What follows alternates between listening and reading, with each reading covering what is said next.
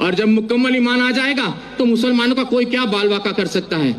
और जब मुकम्मल ईमान आ जाएगा तो मुसलमानों का कोई क्या बाल वाका कर सकता है। देश में इस समय जो हाल है, जो हालात हैं, इसके बारे में आप क्या लगता है? मुसलमानों के तो पीछे पड़े हैं। तो मैंने उनसे कहा कि मुसलमान होना अपने आप में गर्व की बात है, मुसलमान होना एक फख्र की बात है, बशर्ते कि वो मुसलमान हो। और मुसलमान से मतलब है मेरा मुकम्मल ईमान वाला, और मुकम्मल ईमान वाला कोई भी हो सकता है, फिर वो चाहे मुस्लिम हो, चाहे सिख हो, चाहे ईसाई हो, या मेरी तरह सनातन धर्म वाला एक मामूली सा अदना सा इंसान हो। तो मुकम्मल ईमान आना जरूरी है। कहते हैं कि नूरे हक शमे इलाही को बुझा सकता है कौन, जिसका हामी हो खुदा उसको मिटा सकता है कौन। ना तलवार की धार से, ना गोलियों की बौछार से, रब का बंदा डरता है तो सिर्फ परवरदिगार से, और आपको किसी से डरने की कोई जरूरत नहीं है। एक छोटा सा किस्सा और आपको सुना दूं। कश्मीर की यह सत्य घटना है, हमें हमारे गुरुजी ने सुनाई थी।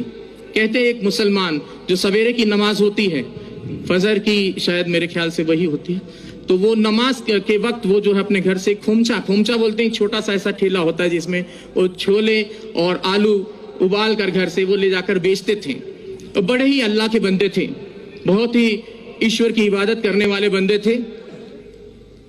तो वो खोमचा बेचते थे और अल्लाह अल्लाह करते रहते थे। जो आता था उनको जो भी पैसा देता था वो उस पैसे को लेकर वो वहां खत्म कर देते थे मामला। तो वो खोमचा चला लेते थे और दे देते थे किसी को, और कोई भी उनको, अब ऐसे भी लोग थे उस भीड़ में जो उनको खोटा सिक्का देकर चले जाते थे, और वो अल्लाह अल्लाह करने वाले व्यक्ति, उनका ध्यान सिक्के पर ना होकर अपने अल्लाह पर रहता था। ऐसे काफी दिन गुजर गए। एक दिन वो अपने घर पहुंचे तो उन्होंने अपनी पत्नी से कहा कि भाई आज तुमने हमारे छोले और आलू जो खोमचा बनाती थी वो बनाया नहीं। तो बोले कि आज दुकानदार ने सामान नहीं दिया, सौदा नहीं दिया। बोले क्यों? बोले जितने भी सिक्के इकट्ठा किए हैं आपने, ये सारे खोटे सिक्के हैं। बोले हाय अल्लाह। वो वहीं चुपचाप बैठ गए उस ईश्वर की इबादत में कि बोले हे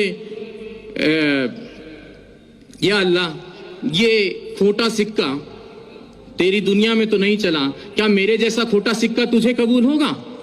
तो उसने उसी वक्त वहां पर एक नूर प्रकट हुआ और आवाज आई कि उस थैली में हाथ डालकर देख।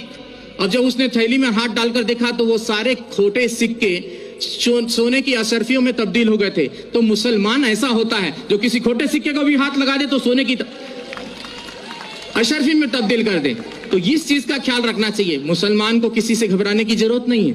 और मैं पहले से और काफी दिनों से, मुझे एक व्यक्ति ने कहा कि बाबा जी अब आप कलमा पढ़ के मुसलमान हो जाओ। तो मैंने कहा मुझे कलमा पढ़ने की जरूरत नहीं, मैं खुद ही पहले से जन्मजात ही मुसलमान हूँ।